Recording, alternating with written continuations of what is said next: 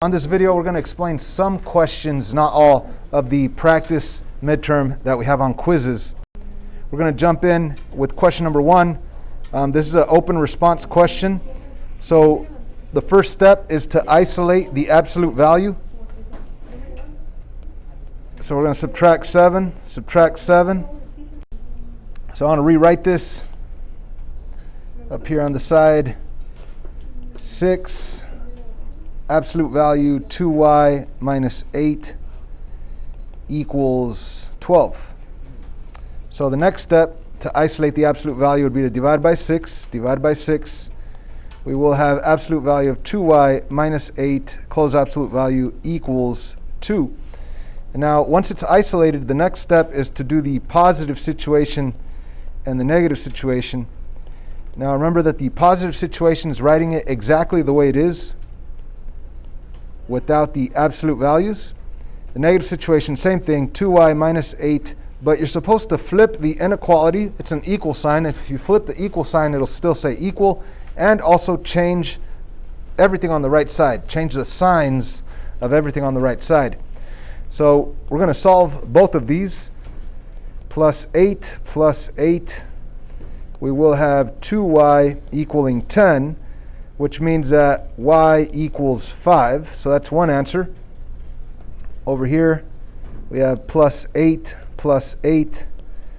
We'll have 2y equaling 6, and that'll give us y equals 3. That's another answer. So we need to type this in, and on the instructions it says type it in with no spaces. So this is an acceptable answer right there. Y equals 3 and 5. You're going to have to actually type in the word and, 3 and 5. If you were to type it in backwards, 5 and 3, that also works. But yeah, it's kind of weird, but we're going to type it in with no spaces. So please type in y equals 3 and 5, or you could do y equals 5 and 3. Doesn't matter, but both of those are your answers. Moving on to the next question. So on this one, same deal, but step 1 is already done for us. It's already isolated. There's no number out here in the front. There's no number being added or subtracted at the end. So it's already isolated. So I could jump right into my positive and negative situation. So I'm going to rewrite this right here. As you can see, I just rewrote it exactly the way it is, but without the absolute values. So they're gone. And the negative situation is the same exact thing. No absolute values, but you also want to change the signs of the right side. If it were an inequality, you would flip it, but you need to change it to a negative 5w and a negative 28. That's what I'm going to write over here. So now we need to solve both of those. Let's first focus in on the positive situation. You have w's on both sides. We don't want w's on both sides. I'm going to subtract 5w, I will now have a negative 1w minus 1 equaling positive 28. Next step would be to get rid of the minus 1, plus 1. That'll give me a negative 1w equals 29. Final step would be w equals negative 29. So that's barely one answer. We still need the negative situation. So when we solve this one, we're going to move the negative 5w over to the left side as by adding 5w. So we're going to end up with 9w minus 1 equals negative 28. And then we're going to add 1. We will end up with 9w equaling negative 27. Final step would be to divide by 9. So w equals negative 3. Now, these are our answers, but we need to double check and make sure that they work. All right, now what do I mean by that? They might be both extraneous solutions, especially because they're negative. I'm starting to wonder if they're actually going to work. If I plug in a negative 29 right here, 5 times negative 29, that's going to be a huge negative number. Plus 28, it's still going to be negative, and we know that that's impossible. You cannot have the absolute value of something equaling a negative number.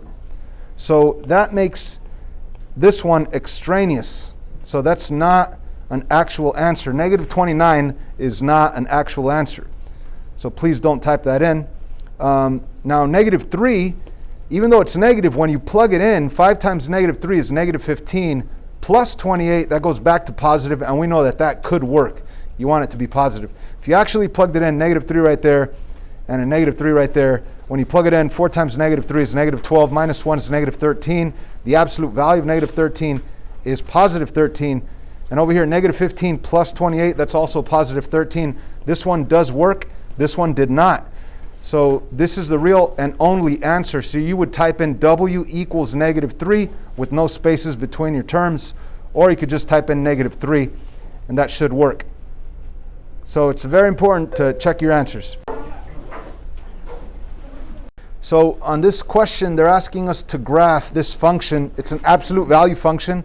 We should know that absolute value functions end up producing a V, okay? And this A value is negative 3, which means it gets reflected over the x-axis. And on absolute value functions, you could pretend that this is the like slope from the vertex. So if I were to do a quick sketch, this will have the vertex at 0, 0, because there is no h and there is no k being added or subtracted here, or added or subtracted out here. So the vertex hk is 0, 0. From that point, I'm going to go down 3 over 1. So if I did go down 1, 2, 3 over 1, I'd end up right here, and also over here on this side. So there's my V. There's my graph. Anyway, the domain is x equals all real numbers. That's always true. And the range is what? Anybody? Y is less than or equal to 0, right? Because it's or equal to, because the vertex is there, it's actually on the y value of 0. So yes, that's your answer right there. On the multiple choice, don't pick this one right here, because this one says y is less than 0, and we know it's less than or equal to 0. So that would be this one right here. Less than or equal to 0. As you can see, it went down 1, 2, 3 over, what? 1, 2, what the heck? I even have the wrong answer there. Okay, so wait, this is not it. I'm sorry. Let's see if it's actually here somewhere. None of those. Oh gosh, it's one of those. All right, so yeah, none of those is the correct answer for this one. I apologize. Question number 8. We need to graph this one. Important details. The h is negative 1. The k is negative 2. So that's our vertex. So all 4 of these options have it at negative 1, negative 2. Negative 1, negative 2, negative 1, negative 2. All 4 of them have that vertex, so that didn't really help us. We do know that it's opening down. All of these are opening down, so that doesn't help us either. It looks like they all have, from the vertex, a slope down 3 over 1. It's pretty narrow. It's vertically stretched. So I guess what it's gonna boil down to is the shading. This inequality is a less than, so you would have to shade below, right? So if I put my pencil on any part of this graph and I shade below, obviously it's going to be shaded right here, okay? I hope that makes sense. Up here it's shaded above, shaded above, shaded above. All of this is shaded above. So these are the only 2 options that are shaded below. So I know that one of these are my answer.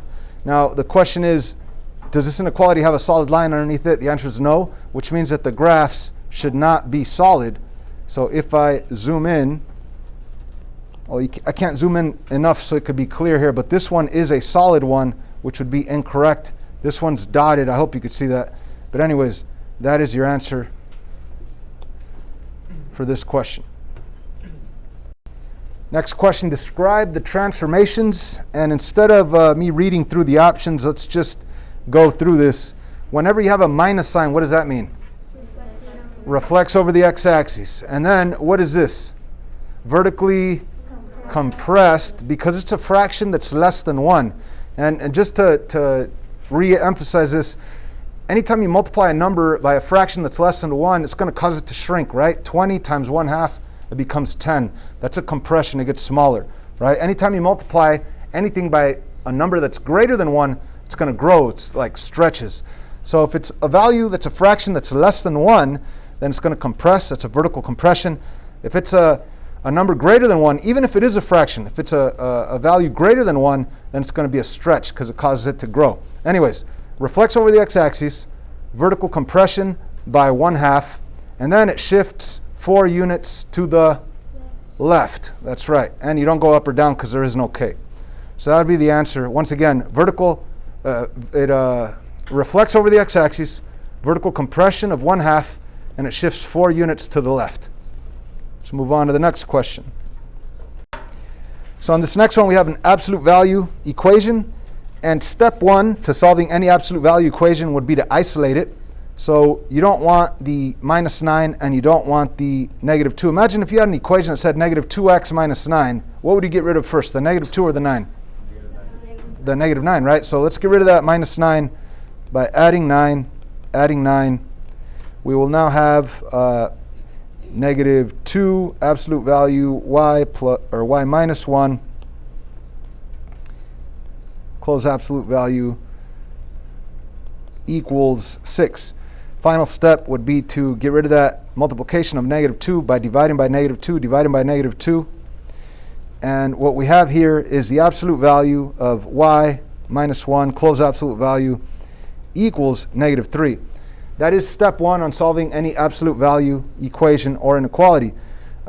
The next steps that you're supposed to do is the positive and negative situation, where the positive situation, you write it exactly the way it is without the absolute values. The negative situation, you change the sign to the right side. However, we don't have to do that. Why not? Because we clearly see that the absolute value of something equals a negative number, and that's impossible. Any absolute value will always be positive. So right there, you would just stop. You don't have to do the positive or the negative situation. You just say no solution. All right, this one's a great problem because it requires a lot of steps. Let's first start isolating it. Actually, let me rewrite this. So we're going to start isolating it by getting rid of the 8. We will end up with 4 absolute value 2x plus 2, close absolute value is greater than -32. Okay, so the next step would be to get rid of the 4 that's in front, that's being multiplied. So you divide by 4. You'll end up with the isolated absolute value 2x plus 2 is greater than -8. Okay. So now that it's isolated, we have to, now some of us are thinking, oh, no solution because it's a negative number. That's not necessarily true, because greater than -8, there's a lot of positive numbers that are greater than -8, right? So we have to continue on with this absolute value inequality by doing the positive situation and the negative situation. Okay, so the positive situation is writing it exactly the way it is without the absolute values. So I didn't change anything, exactly the way it is. And now for the negative situation, same thing, no absolute values. You have the 2x plus 2. So the big difference on the negative situation is that you have to flip the inequality symbol. So let's flip it. Instead of a greater than, it's going to be a less than. And instead of a regular 8, we're going to make it a -8. Okay? So you always change. Actually, no, it was a -8. We're going to make it a +8. So you always change the sign and flip the fraction. So there's a +8 there.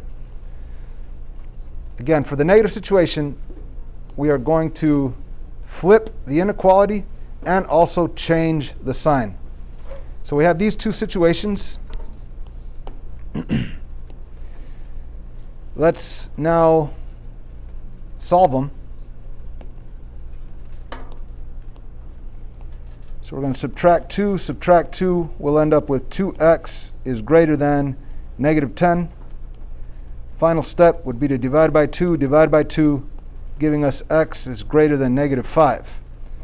The other one, we're going to subtract 2, we'll end up with 2x is less than 6. Going to divide by 2, answer will be x is less than 3. We didn't flip any inequalities because we didn't divide by negatives on the last step.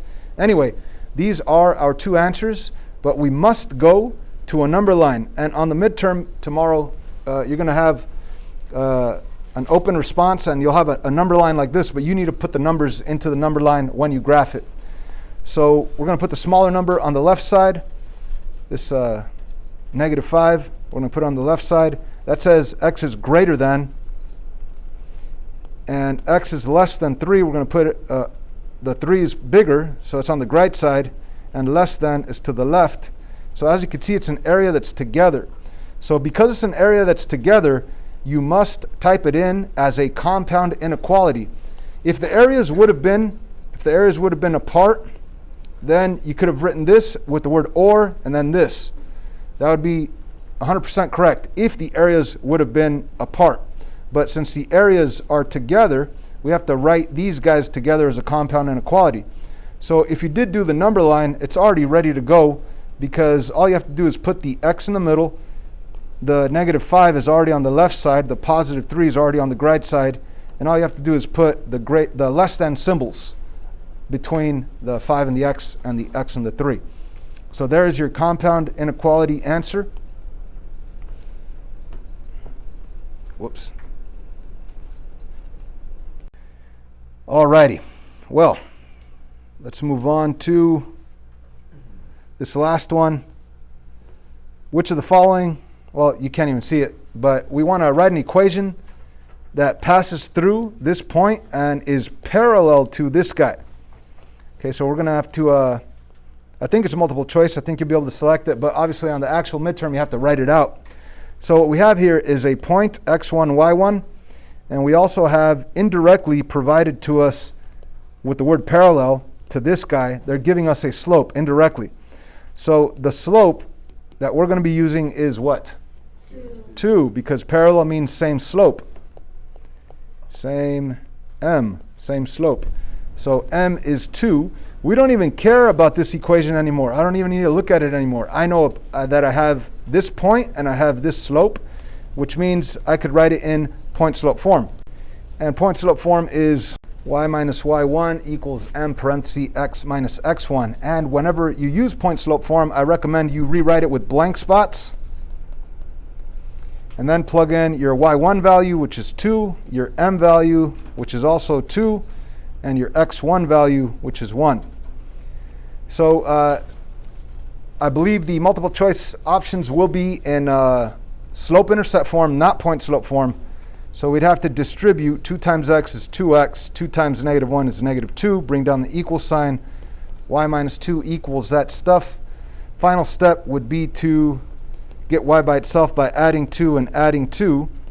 That would give you y equals 2x, and that is your slope-intercept form equation that passes through the coordinate 1, 2, and is parallel to this guy over here. So we have obviously an absolute value function right here, and they want us to write the equation of the absolute value function. On tomorrow's midterm, I will give you the absolute value function, and you'll have to graph it. So we know that absolute value functions are y equals a absolute value x minus h plus k. And the hk in this case is negative 1, positive 2. So the vertex is negative 1, positive 2.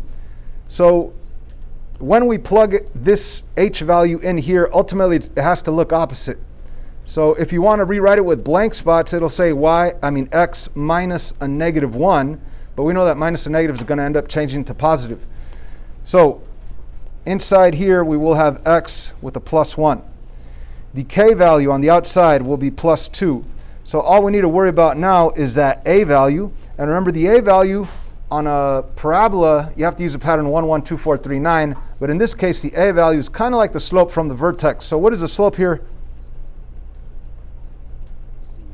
Negative 1 over 2, right? Negative 1 over 2.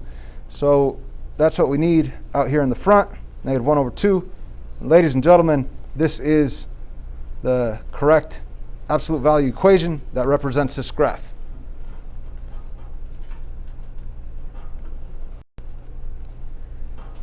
How about this guy? It's another one, absolute value. Any ideas?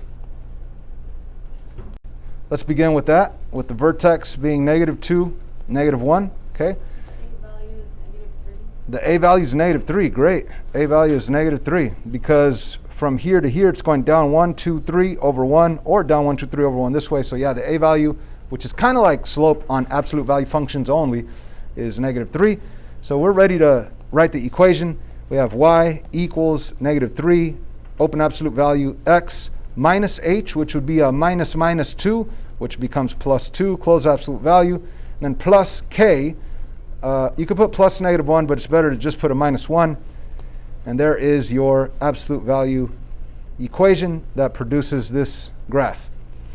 Just for funsies here, if I asked you for the different transformations from the original parent graph that goes like this to this new graph, you would say first reflected over the x-axis, and then vertical stretch by 3. That means it got narrower, and as you can see, it does look narrower than the original.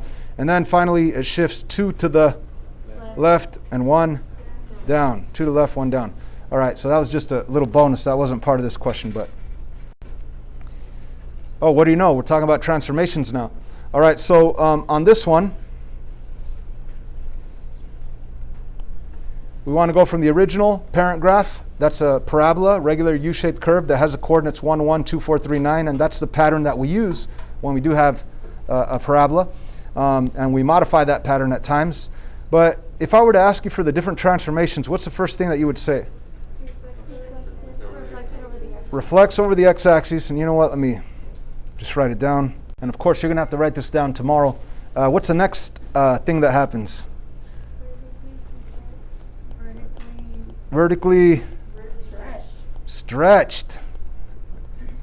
I did not trick you there. Vertically stretched. Why stretched? Because this is a fraction, but it's greater than 1, right? This is a 1.5, right? 3 divided by 2 is 1.5. So if it's greater than 1, it's going to cause a stretch. If it's a fraction less than 1, it's going to cause a compression. So it's vertically stretched, and we need to put by a factor of 3/2. Let me tell you this, do not put negative 3/2. Okay, the negative, you don't include it anymore because you already dealt with the negative right here when you said that it reflected over the x-axis. Okay, and for the final sentence that we're going to write on tomorrow's answer, what would we say? Shifts 4 units to the left and 1 down. Okay, think opposite, so that's 4 to the left, and take that one for what it is, 1 down. And that's about it, guys.